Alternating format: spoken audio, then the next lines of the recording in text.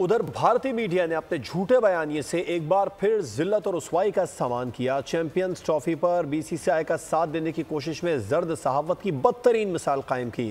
मुख्तलिफ भारतीय media houses ने मुतजाद मौक़िफ़ अपनाकर मुल्की जर्नलिज्म की हकीकत दुनिया के सामने रख दी।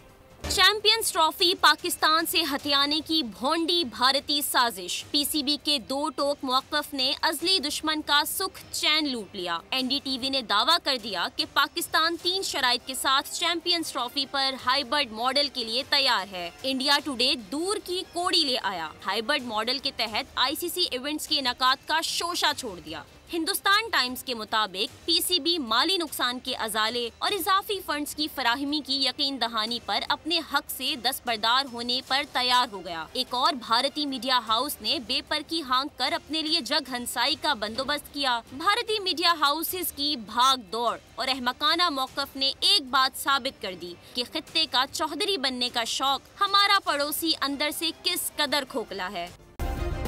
सब्सक्राइब करें और बेल दबाएं ताकि कोई खबर रह न जाए।